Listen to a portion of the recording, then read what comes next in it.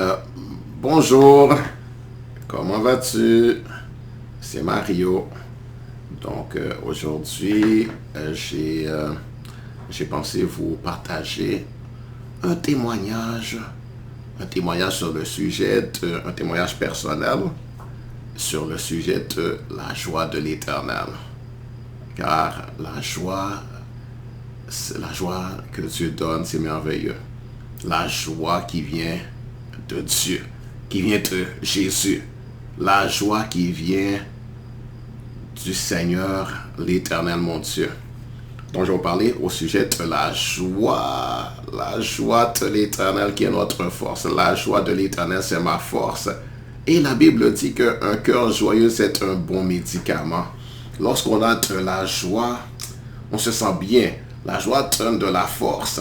La joie fortifie. La joie égaye la vie. Lorsqu'on a de la joie dans notre cœur, on est égayé. On a du plaisir. On a du plaisir, la joie. Il y a la joie de vivre et c'est important d'avoir de la joie. Et là, je peux vous dire que la vraie joie, ça vient de Dieu.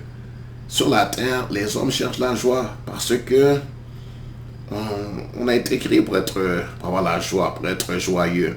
Et si vous regardez, les gens cherchent la joie, par exemple, lorsqu'on fait du sport. Qu'est-ce qu'on cherche? On cherche beaucoup la joie, hein? On cherche la joie. On cherche à se sentir bien, à se sentir heureux, à se sentir... on cherche une certaine satisfaction, un certain contentement, on cherche la joie lorsqu'on regarde les spectacles à la télévision ou bien au théâtre. On cherche la joie, n'est-ce pas?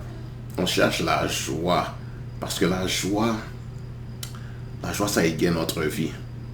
Si on n'est pas joyeux, si on est triste, si on se sent accablé, si on se sent oppressé, si on est inquiet, anxieux, on est craintif, on a peur, on n'a pas de joie.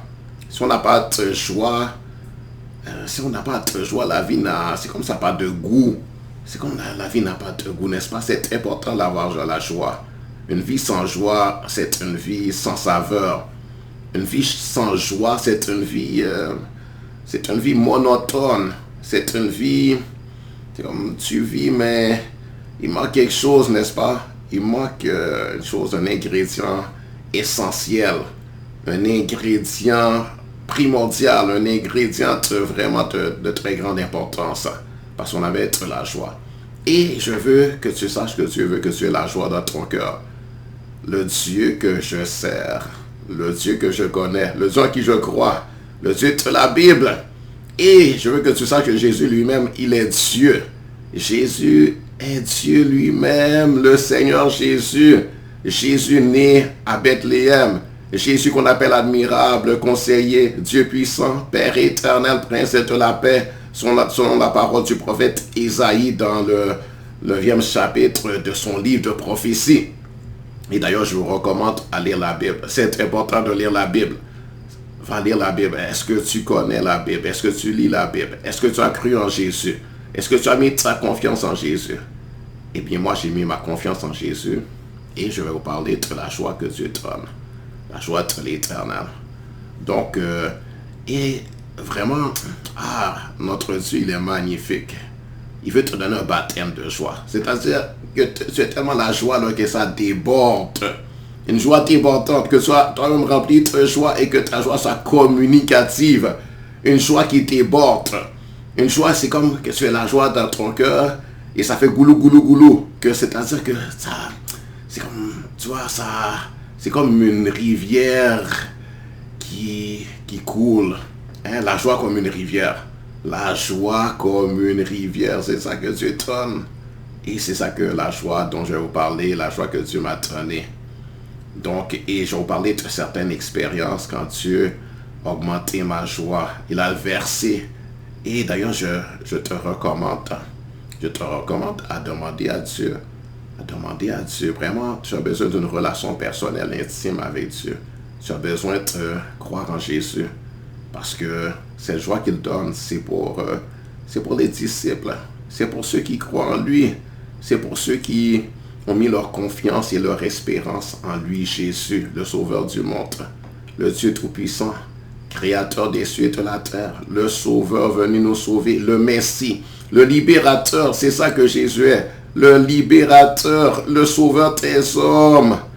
Le sauveur des hommes, Dieu lui-même qui s'est manifesté sous forme humaine, Dieu lui-même qui est venu sur la terre nous visiter et faire une œuvre spéciale. Il est venu à faire une mission de sauvetage, il est venu à notre rescousse pour nous sauver, nous délivrer d'une forme de l'esclavage aux mains d'un ennemi qu'on appelle le diable et de l'esclavage au péché. Parce que le péché est cette chose mauvaise qui est rentrée en nous, qui a été produit lorsqu'Adam a péché dans le jardin d'Éden. Adam, c'est notre premier parent, notre premier papa.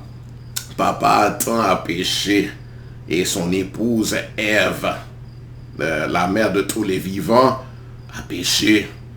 Elle a été désobéissante, elle a été rebelle, elle a méprisé l'ordre de Dieu, elle a méprisé l'interdiction de manger le fruit d'un certain arbre qui était défendu, qui était interdit, qu'il ne fallait pas manger. Et Dieu avait dit non. Dieu avait donné une interdiction. Il avait dit non, il ne faut pas manger. Si tu manges, il a dit, si tu manges, tu vas mourir. Tu vas mourir, perdre relation avec moi. Donc mourir, c'était perdre la relation avec Dieu. C'était être déconnecté de Dieu, déconnecté de la source de vie, de la source de joie, de la source d'énergie vitale, de la source de toute bonne chose. C'était être déconnecté de Dieu, perdre la relation avec lui, perdre son amitié, son intimité, perdre sa présence, perdre sa gloire, perdre sa joie aussi, perdre sa paix, parce que Dieu, il est la source de joie, Dieu est la source de paix, il est la source de vie, il est la source de toute bonne chose. C'est lui là, il est notre essentiel. Il est vital à notre vie, vital. Sans Dieu, c'est comme, par exemple, c'est une pile, une chose qui fonctionne à une pile. Disons que c'est une voiture Tesla, une voiture électrique Tesla. Il y a une pile dans la voiture, mais la pile est chargée, mais la pile, elle va finir par s'épuiser. Hein. Tu dois te connecter à la source de ta puissance. Si tu ne te connectes pas à la source de ta puissance, eh bien, la chose va la Tesla, la pile de la voiture va se décharger. Tu dois être tout le temps connecté afin d'être chargé et rechargé chaque jour. Tu dois être rechargé, tu dois te charger de la vie de Dieu. La vie de Dieu, c'est son esprit, son onction, sa parole. La parole de Dieu, c'est la vie. La parole de Dieu est source de vie. La parole de Dieu est source de joie, source de paix, source de tranquillité d'esprit, de paix. Paix au niveau mental, au niveau émotionnel, au niveau moral, au niveau intellectuel, à tous les niveaux. Tu as besoin de paix, tu as besoin d'amour aussi. Jésus, Dieu est la source d'amour. Il est amour. Il est amour. Et si vous regardez qu'on a été séparés de Dieu, eh bien, il y a la haine qui est rentrée, il y a la convoitise, il y a la jalousie, il y a les envies, etc. Il y a les mauvaises choses qui sont rentrées. Il y a les disputes, les querelles, les divisions, les animosités, les hostilités et toutes sortes de choses qui ont drainé notre âme, notre esprit, notre corps de la vie de Dieu qui est en nous. N'est-ce pas? Et on n'était plus connecté à Dieu, donc on n'allait plus se connecter à la source de puissance, la source d'énergie, la source de force, la source de joie, la source de toutes bonnes choses. Et donc on s'est épuisé, n'est-ce pas? Et un jour, celui qui est déconnecté de Dieu, il va tomber, il va mourir. D'ailleurs, c'est comme par exemple, tu prends un arbre. Si l'arbre est déraciné, si l'arbre n'est plus planté dans la terre qui est la source où là il y a la nourriture pour lui, là où il prend son eau, il prend tous les éléments nutritifs qu'il a besoin. Si l'arbre est déraciné, pendant un temps, il va reverdir. Pendant un temps, tu vas voir que le feuillage est encore vert, mais l'arbre est déraciné, il n'est plus en terre. Il n'est plus en terre, il est séparé de la source de vie. Et il va vivre un certain temps, mais après il va mourir, c'est sûr. C'est certain. C'est comme l'homme qui est séparé de Dieu. Et c'était comme ça pour Adam. Et c'était comme ça pour nous aussi, lorsqu'on vient sur la terre. Celui qui est né en Adam, qui est un descendant d'Adam, mais il est séparé de Dieu. C'est comme un arbre déraciné. Il n'est plus connecté, il n'est pas là où il y a la source de vie. Et c'est Dieu la source de vie. Dieu est la vie. Et la vie de notre vie est dépendante de Dieu. Nous sommes entièrement dépendants de Dieu. On a besoin de lui. Tu as besoin de Dieu. Tu as besoin de Dieu, ton Créateur, qui est la source, qui est ta source. Il est ta source. Il est la source de vie. Sans Dieu, il n'y a pas de vie véritable. Il n'y a pas de vie. Sans Dieu, tu n'as pas la nourriture que tu as besoin, que ton esprit et ton âme. Ton âme a besoin d'amour. Il a besoin de paix. Il a besoin de consolation. Il a besoin de satisfaction. Dieu est la source de la vraie satisfaction, de contentement, de plaisir, de joie. La joie, la joie, la joie dont je veux vous parler aujourd'hui. La joie de l'Éternel. La joie que Dieu donne. Et ça vient de la parole de Dieu. Ça vient d'avoir la connaissance de Dieu, d'avoir une relation avec Dieu, une intimité avec Dieu. Ça vient de son esprit. Ça vient de l'esprit de Dieu. Moi, c'est l'esprit de Dieu qui m'a donné la joie. C'est Jésus qui m'a donné la joie lorsque j'ai reçu la vie éternelle. J'ai reçu l'adoption.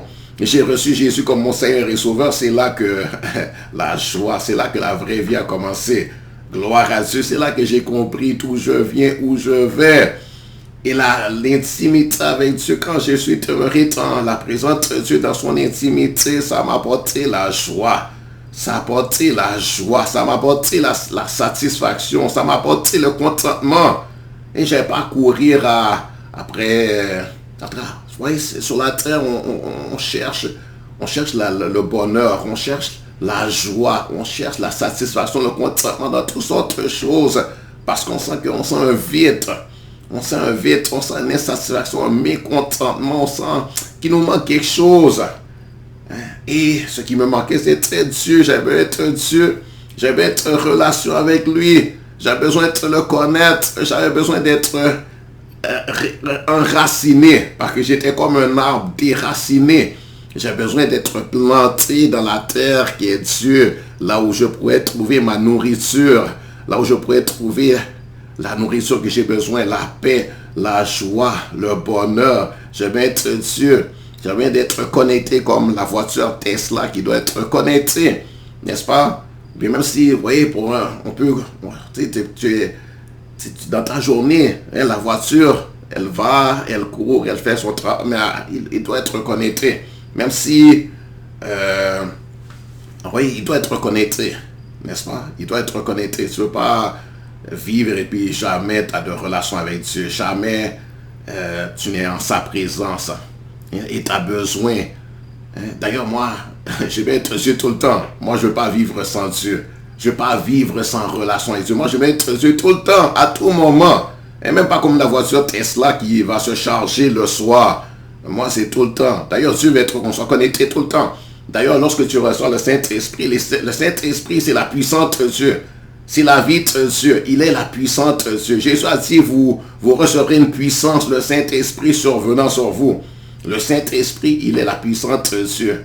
Le Saint-Esprit, il est la vie de Dieu. Il est la source de vie, de puissance. Il est la vie et il te donne la vie à toi, la vie à ton esprit, la vie à ton âme et même la vie à ton corps. Parce que, voyez, un jour, il y aura, Dieu va nous donner le corps présentement. Mon corps présentement, il n'est pas éternel. Il n'est pas un corps éternel, n'est-ce pas? Mais un jour, même ce corps, pas maintenant, il n'est pas, c'est pas encore un corps indestructible, immortel, mais même un jour, Dieu va appliquer sa puissance sur le corps.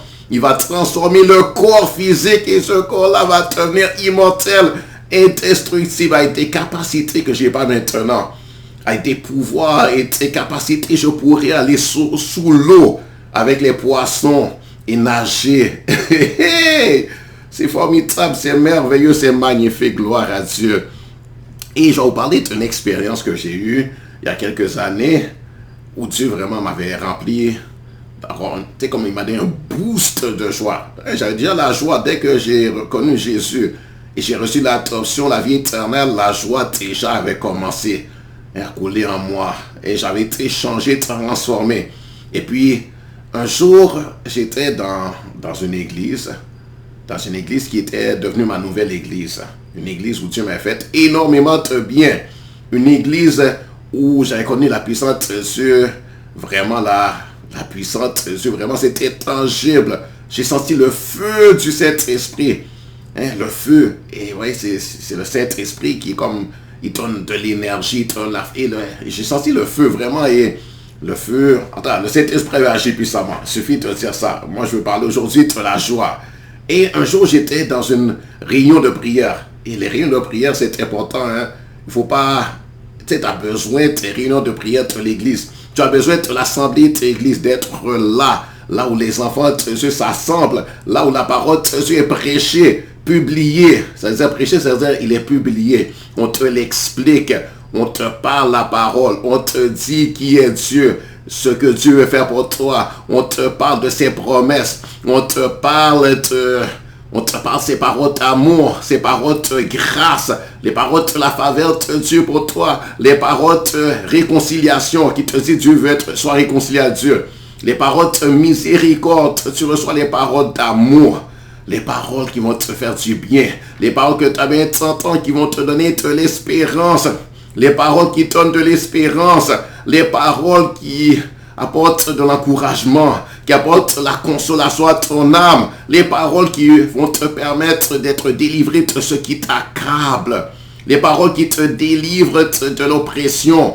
et de l'oppresseur, des esprits oppressifs, les paroles qui vont t'apporter la guérison à ton esprit, la guérison à ton âme, la guérison au niveau émotionnel, la guérison au niveau affectif, la guérison morale, la guérison au niveau spirituel, c'est-à-dire à ton esprit humain à l'intérieur de toi. Même la guérison au niveau mental. Tu auras des bonnes pensées saines. Là, s'il y avait des pensées angoissantes, les pensées angoissantes vont fuir. Parce que quand tu as des pensées angoissantes, c'est difficile d'avoir la joie. Quand tu es angoissé, quand tu es inquiet, anxieux, c'est difficile d'être joyeux. Quand tu te sens accablé, c'est difficile d'être joyeux. On n'a pas besoin d'être accablé. Jésus a dit, venez à moi, vous tous qui êtes fatigués, chargés, je vous donnerai du repos. Il a dit, venez à moi, vous tous qui êtes fatigués, chargés. Et il y a des choses qui nous fatiguent sur la terre, n'est-ce pas? Il y a des choses qui nous fatiguent, n'est-ce pas? Il y a les relations difficiles, les relations maritales, les relations conjugales où il y a la tricherie, l'adultère, etc., où il y a des disputes, des querelles, etc., les finances, ou là où tu n'as pas assez à manger, là où tu n'as pas d'emploi, etc., des choses difficiles, des choses angoissantes, n'est-ce pas? Des choses angoissantes. Donc, on a besoin de... on a besoin de Dieu, tu as besoin de Dieu. Et la parole de Dieu que tu entends dans l'assemblée des saints, c'est-à-dire l'assemblée des enfants de Dieu. Les saints, c'est simplement ceux qui sont pardonnés, ils sont sanctifiés, c'est-à-dire mis à part pour Dieu. Et tu deviens justifié simplement parce que tu as cru en Jésus. Et la condamnation est ôtée, ta culpabilité est ôtée. C'est pour ça que tu as la joie, parce que tu es pardonné. Quand tu te sens pardonné, et vraiment Dieu t'a pardonné parce qu'en Jésus, il y a le pardon. Jésus lui-même a subi les châtiments que tu méritais. Le châtiment qui te donne la paix est tombé sur Jésus. Et c'est par ses meurtrissures que tu es guéri. C'est-à-dire par les blessures que lui avait accepté de subir. Il a accepté d'être frappé, humilié, il a accepté d'être blasphémé, d'être moqué, d'être ridiculisé. Tout ça pour que toi tu sois pardonné. Et plus que pardonné, pour que tu sois honoré. Honorer ton Dieu, honorer tes anges de Dieu, honorer la famille de Dieu, vraiment que tu as l'honneur. Et même si sur la terre, il y a des gens qui te méprisent, peu importe qu'il y a quelqu'un qui te méprise, mais toi, tu sais que tu honores ton Dieu.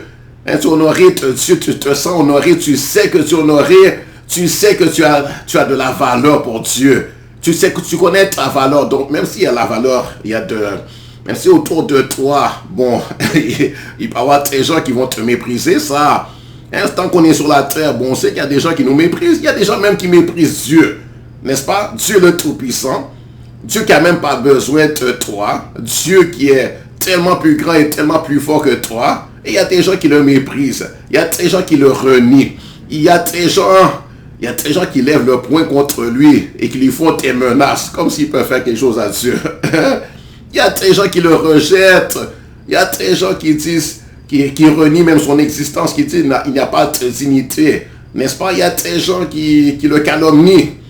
Dieu Tout-Puissant. Il y en a qui rejettent Jésus, qui rejettent le Créateur. Il y en a qui disent il n'y a pas de Dieu. Il y en a qui disent j'ai pas besoin de Dieu, moi je suis bien. J'ai ma famille, j'ai ma femme, j'ai mes enfants, j'ai mon argent, j'ai mes richesses, j'ai mon diplôme. Je peux me suffire à moi-même. Ils pensent qu'ils n'ont pas besoin de Dieu, mais c'est pas vrai. On a besoin de Dieu. Et un jour, quand la mort va venir saisir la personne, il va voir qu'il a besoin de Dieu. Et un jour, quand son âme descend, il est mort et il voit qu'il est encore conscient de lui-même, mais que son âme, la partie invisible, éternelle en lui, descend dans le séjour profond des morts et il va dans les tourments éternels, il va voir qu'il a besoin de Dieu. N'est-ce pas? Donc, alors si on te méprise, ne sois pas abattu pour cela parce que quelqu'un te méprise. Pardonne la personne. Tu as dit pardonne. Pardonne ceux qui t'ont offensé.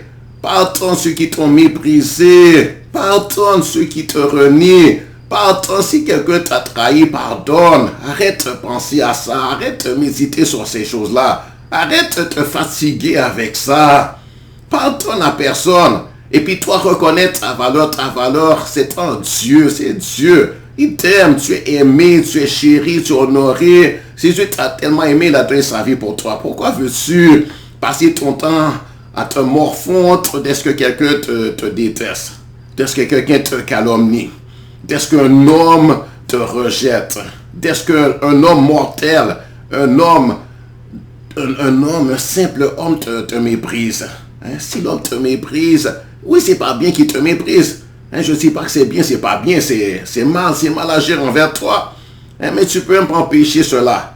Tu peux même pas l'empêcher. À quoi ça sert de passer ton temps à t'affliger pour ça? Pardonne-le. Et toi, reçois la consolation de Jésus. Reçois la consolation que Jésus te donne. Reçois la consolation que Dieu te donne. Reçois la consolation sachant que tu es aimé de Dieu. Dieu t'aime. Déjà, Dieu t'aime, ton Créateur t'aime. C'est suffisant. Et c'est même pas seulement Dieu qui t'aime. Les enfants de Dieu en Jésus-Christ t'aiment. Dieu a des enfants, ceux qui ont reçu son adoption, qui ont reçu la vie éternelle, qui sont nés de nouveau, nés de son esprit, qui font partie de la famille céleste. Ils t'aiment, tu es aimé. Et les saints de Dieu t'aiment. Tu vois, tu as beaucoup de valeur. Tu es aimé, tu es chéri, tu es honoré. Et en Jésus-Christ, tu es même glorifié. En Jésus-Christ, on a un héritage éternel qui ne peut pas se flétrir, que personne ne pourra nous voler. Tu vas demeurer toujours. Et même on a vaincu la mort et l'enfer. On va ressusciter. Dieu nous donne la vie éternelle. Il nous donne la vie éternelle. La vie éternelle, ça ne veut pas dire que ton corps ne va pas tomber et mourir. Mais la partie intérieure de toi qui s'appelle l'esprit de l'homme et l'âme de l'homme, qui sont deux parties invisibles, mais des parties qui sont éternelles, qui vont demeurer toujours. Mais qui vont demeurer toujours quand tu es sauvé. Ils vont demeurer toujours avec Dieu, dans la paix de Dieu, dans le bonheur de Dieu, dans la tranquillité de Dieu, et dans l'amitié de Dieu. Waouh, magnifique, n'est-ce pas? Donc, un jour, j'avais été dans cette église-là, et puis il y avait une réunion de prière. On n'était pas nombreux, mais tu vois, la prière, même quand c'est toi, mais c'est toi seulement entre toi et Dieu, Dieu t'écoute, Dieu t'entend. Et puis il y avait le pasteur. Ce jour-là, je me rappelle, il y avait moi et il y avait le pasteur. On n'était pas nombreux, deux personnes. Parce que c'était une église on n'était pas nombreux, l'église était débutante, assez débutante, c'est pas très longtemps que cette église a commencé. Donc on n'était pas nombreux ce jour-là. En fait, on n'était plus nombreux que deux personnes, mais dans cette réunion de prière, bon, il y avait seulement moi et le pasteur qui s'était présenté, n'est-ce pas? Et on avait prié. À la fin, j'avais été voir le pasteur et j'ai dit, pasteur, prie pour moi. J'étais un jeune homme, hein, début vingtaine. Donc un jeune homme, début vingtaine. Et ça fait pas longtemps que je marchais avec Jésus, que j'étais son enfant né de nouveau, sauvé par grâce, par le moyen de la foi. Et donc, et puis je me sentais seul. Hein, il y avait une jeune fille dont j'avais été amoureux, et et puis bon, j'avais été dans cette église-là où j'étais, en tout cas je me sentais seul. Elle n'était pas là, en tout cas je me sentais seul. Il suffit de dire je me sentais seul, je souffrais de solitude. Hein? Solitude, je me sentais seul. Et j'étais voir le pasteur, j'ai dit, moi je me sens seul. Je souffrais de solitude. La solitude, c'est comme ça, c'est pesant. Tu sens comme une douleur intérieure. Et je sentais ça. Et tellement ça m'a poussé à aller voir le pasteur. Et je les ai pris pour moi. Et il a prié pour moi. Il a prié pour moi. Et il a posé sa main sur moi. Il a posé les mains. Il m'a prié pour moi. Il a fait une prière. Je ne me rappelle pas du tout la prière, mais après il a prié pour moi. Et que Dieu, je ne me rappelle pas ce qu'il a demandé au Seigneur en ma faveur, mais il a prié pour moi concernant le sujet que je souffre de solitude, que je me sens seul. Et après, quand il a fini de prier pour moi, il m'a demandé, est-ce que tu as senti quelque chose? Et je lui ai dit, non, j'ai rien senti. Vraiment, j'avais rien senti. Et parfois, quand on prie pour toi, et surtout qu'on impose les mains, et ce pasteur-là, c'est un pasteur rempli du Saint-Esprit, baptisé du Saint-Esprit et de feu, qui prie en langue, un pasteur qui guérit les malades, qui chasse les démons, un pasteur dans lequel les dons du Saint-Esprit sont en opération, et j'avais vraiment déjà senti à travers lui la puissance de Dieu comme le feu. Hein, des fois, il priait pour moi et je tremblais. D'autres fois, je sentais une électricité, comme une électricité qui traverse mon corps. D'autres fois, je sentais une chaleur. D'autres fois, il priait pour moi et puis je tombais. C'est comme je perdais. Après, je tombais à la renverse. Tellement la puissance de Dieu était en lui. Et c'est le Saint-Esprit qui agissait. Et il avait la foi. Donc, je savais que quand il prie, je m'attends à quelque chose de bon. Je savais que quand il prie, Dieu agit. Donc, il a prié pour moi. Il m'a demandé si j'ai senti quelque chose. Cette fois-ci, j'avais rien senti. Il n'a rien senti. Et il a dit, j'ai vu, c'est-à-dire il a vu, c'est-à-dire il y a une vision, j'ai vu une huile couler sur toi. C'est-à-dire il y a une vision, j'ai vu de l'huile couler sur toi. Et puis bon, j'ai cru que Dieu m'a béni, Dieu a fait quelque chose pour moi. Je ne sais pas exactement ce que Dieu a fait, mais j'ai cru que Dieu a fait quelque chose, mais j'avais rien senti, j'avais pas eu de sensation, rien. Je n'étais pas tombé à terre, il n'y a rien qui est arrivé. Et puis je suis sorti et j'ai été prendre l'autobus. Dans ce temps-là, je n'avais pas de voiture. J'étais un jeune homme et je n'avais pas de voiture, je n'avais pas d'argent, je n'allais pas à l'école dans ce temps-là. Donc j'avais des problèmes. Et puis surtout, mais c'était mon problème, c'était la solitude. C'était ça que j'avais demandé, de prier pour moi pour la solitude. Et j'étais en train d'attendre l'autobus. Et soudainement, pendant que j'étais en train d'attendre l'autobus, soudainement, je me suis mis à rire. Il y a un rire qui est éclaté de moi. Je ne m'attendais même pas. Et c'est pas qu'il y avait quelque chose de drôle. C'est pas qu'il y avait quelque chose de rigolo. C'est pas que j'ai pensé à quelque chose ou bien que j'ai vu quelque chose qui m'a fait rire, qui m'a excité ou qui m'a étonné ou bien quoi que ce soit. Non, non, non. C'est venu à l'intérieur de moi. Et c'était le Saint-Esprit. Là, j'ai éclaté de rire. Je riais de rire gras, de rire de victoire, de rire de triomphe, de rire de délivrance. Je savais que... Et je riais vraiment là. Je riais fort. Je riais. Et puis, je sentais que... Attends, ce rire de victoire. Et puis, c'était incontrôlable en plus aussi. Hein, parce que l'autobus est venu. Je suis rentré dans l'autobus. J'ai montré ma passe d'autobus. Hein, c'est à Montréal. Et puis, je riais. Je ne pouvais même pas m'arrêter de rire. D'ailleurs, je n'avais même pas envie non plus, mais je ne pouvais même pas m'arrêter de rire. En passant, dans ce temps-là, moi, j'étais timide.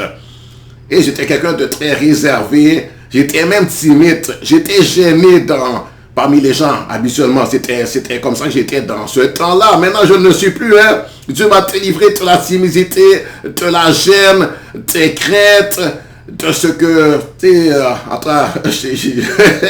je suis délivré de ça, je suis changé. C'est Dieu qui a fait ça. Mais dans ce temps-là, juste pour te dire que moi, là, j'étais quelqu'un de très méthodique aussi, très logique, très rationnel. Je n'étais pas quelqu'un à aller rire comme ça devant le monde et puis qu'on pense que comme je suis fou.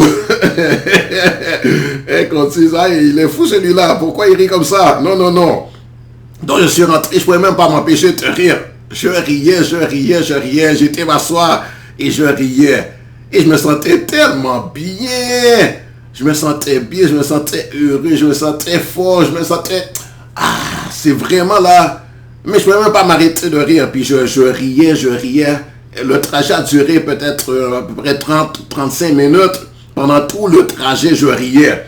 Pendant tout le trajet, je riais par le Saint-Esprit. Dieu m'avait donné un baptême de joie. Un baptême de joie. C'était le Saint-Esprit. Il a rempli mon cœur. Ça débordait. C'est comme ça faisait goulou, goulou, goulou. Comme c'est goulou, c'est-à-dire de l'eau, là, comme si, tu sais, comme tu as de l'eau, et puis ça bouille, et puis ça déborde. Franchement, là, vraiment, waouh, c'était magnifique. C'était magnifique. C'est un rire de gaieté, un rire de victoire, un rire de joie, un rire vraiment là, waouh, un rire de... Ah, en tout cas, je riais, puis mon cœur était en train de se remplir de joie. Et en même temps aussi, je sentais que je me fortifiais. Parce qu'après cette expérience, j'étais plus fort spirituellement, même mentalement, même émotionnellement, j'étais devenu bien plus fort qu'avant. Il y a tes craintes qui étaient parties. C'est ça que Dieu fait. Et tes craintes étaient parties. La timidité, j'étais né timide. J'étais né avec la timidité dans mon cœur. C'était dans mon cœur, dans mon caractère. C'était en moi, j'étais comme ça. Je ne pouvais même pas m'en débarrasser par moi-même. J'avais déjà essayé de me débarrasser de la timidité. J'avais jamais été capable. J'ai bu de la bière pour essayer de me débarrasser de la timidité. Je n'ai pas réussi. Mais ce jour-là, je fus débarrassé de la timidité. Je fus délivré de la timidité. Je fus délivré d'angoisse, cette crainte, d'anxiété. Il y a des choses mauvaises qui ont quitté, qui sont parties, qui sont envolées, qui sont parties à tout jamais pour ne jamais plus revenir. Et j'ai reçu une joie, une force extraordinaire. Waouh! J'ai reçu du courage. Ah, j'étais bien. Et depuis ce jour-là, je n'ai plus jamais souffert de solitude. Hein? J'ai plus jamais souffert de solitude. Hein? C'était une solitude par rapport à une jeune fille aussi, là. C'était comme une peine d'amour un peu, là. Donc, Dieu, la solution de Dieu, c'était de me remplir de sa joie. Il m'a donné au-delà de ce que j'avais espéré. Parce que moi, j'ai prié. Attends, j'ai demandé qu'il prie pour moi, pour que je ne souffre plus de la solitude. Il m'a donné au-delà, bien au-delà, sa grâce, sa bonté, surabondée. Et il m'a donné bien plus que j'avais demandé. Je ne m'attendais même pas à ça, je ne savais même pas. Ça ne m'était jamais arrivé auparavant. Cependant, dans l'église où j'avais été, j'ai commencé à marcher dans cette église-là et j'ai vu que les gens avaient une joie que moi, je n'avais pas. Hein, je voyais des fois les gens, ils riaient. Et puis, je sentais joyeux. Et puis, moi, j'admirais ça, je désirais ça. Quoi, je ne me rappelle même pas que j'ai prié pour ça. Mais en tout cas, je désirais, j'admirais ça. Puis, je désirais, je souhaitais avoir la même chose. Mais je ne me rappelle pas que j'ai prié pour ça. Parce que j'étais vraiment encore très jeune, jeune converti. Ça fait pas longtemps que je connaissais le Seigneur. Et je n'ai pas connu non plus la puissance de Dieu avant. Pas longtemps avant, à peu près 2-3 mois avant, j'étais dans une église où il n'y avait rien de tout ça. Pas de miracle, pas de guérison, pas de délivrance. On ne chassait pas les démons. Après, il manquait de tout dans cette autre église. Mais c'est Dieu lui-même qui m'a conduit dans la nouvelle église. En fait, c'était juste quelqu'un qui m'a invité. Alors que je ne savais même pas. C'est Dieu qui a voulu me bénir. Hein? J'ai aucun mérite dans la chose. Hein? C'est Dieu. Ah, il est merveilleux, il est magnifique. Hein? Il est magnifique. C'est ça que Dieu fait. Et souvent, de temps en temps, Dieu fait ça. Et moi, je demande toujours à Dieu, Dieu, remplis-moi de joie, plus de ta joie, un baptême de joie. Et je demande aussi à Dieu la paix. Une paix qui coule comme une rivière. La paix, la paix, la paix, la paix. Et tout ce qu'on appelle le fruit de l'esprit, l'amour. Demande à Dieu un baptême de joie. Demande à Dieu de te remplir de son amour jusqu'à ce que ça déborde. L'amour de Dieu. L'amour pour aimer Dieu, pour aimer ton prochain, même pour t'aimer toi-même aussi. Parce qu'il y en a qui ne s'aiment pas eux-mêmes. Hein, pour t'aimer toi-même aussi. Hein, pour aimer Dieu, pour aimer ton prochain, mais même pour aimer toi-même aussi. Hein. Demande à Dieu de te remplir de sa joie. La joie de l'Éternel. Demande à Dieu de te remplir de son Saint-Esprit. Et je prie pour toi que Dieu te remplisse de son esprit. Je prie pour toi que Dieu te remplisse de joie. La même joie qu'il m'a donné. Je prie pour toi que Dieu te fasse énormément de bien. Je prie que Dieu fasse des merveilles dans ta vie. Sois béni. Donc c'était mon témoignage. Hein? Un témoignage à la gloire de Dieu. Je suis reconnaissant envers mon Dieu, mon Papa Céleste, mon Seigneur Jésus, mon Père éternel, le Saint-Esprit. Hein? Un seul Dieu manifesté comme étant le Père, le Fils, le Saint-Esprit. Jésus est le Sauveur. Et je suis reconnaissant à Dieu. Et je suis reconnaissant aussi à ceux qui m'ont été. Je suis reconnaissant aussi à ce pasteur qui a prié pour moi. Hein? À celui-là qui m'enseigne la parole. Et au pasteur qui m'enseigne la parole. Les enseignants, les prophètes, les apôtres. Ils sont très importants dans nos vies. Hein? Ils sont très importants dans nos vies. Donc je suis reconnaissant pour tout le bien que Dieu m'a fait. Et pour tout le bien aussi que Dieu a utilisé des hommes pour me bénir. Des hommes de Dieu, des filles de Dieu, des fils de Dieu, des prédicateurs. Que Dieu les bénisse. Que Dieu les bénisse. Et que Dieu bénisse aussi mon pasteur actuel, le pasteur Mohamed Sanogo, qui est vraiment un apôtre du Seigneur, un homme de Dieu rempli d'amour, un homme de Dieu magnifique, un homme de Dieu que j'aime beaucoup, un homme de Dieu qui m'a fait énormément de bien, un papa spirituel rempli d'amour, un modèle pour les chrétiens. Et aussi mon pasteur de mon assemblée locale, pasteur Mohamed Sanogo, c'est le pasteur notre pasteur principal. Mais il y a le pasteur José Bro qui est mon pasteur direct ici à Montréal, de l'église Vase d'Honneur Montréal, qu'on appelle aussi 137. Un pasteur magnifique, un homme de Dieu, tendre, rempli de bonté, rempli d'amour, rempli de la joie de l'Éternel aussi, hein, plein de joie, plein de gaieté, plein de joie, plein de gaieté, vraiment dans notre église, il y a la joie de l'Éternel, la joie qui vient de Dieu, qui vient de sa parole, la joie qui vient de son esprit, la joie vraiment, il y a la joie, remplie de joie, il y a l'amour, gloire à Dieu, que Dieu bénisse, que Dieu vous bénisse.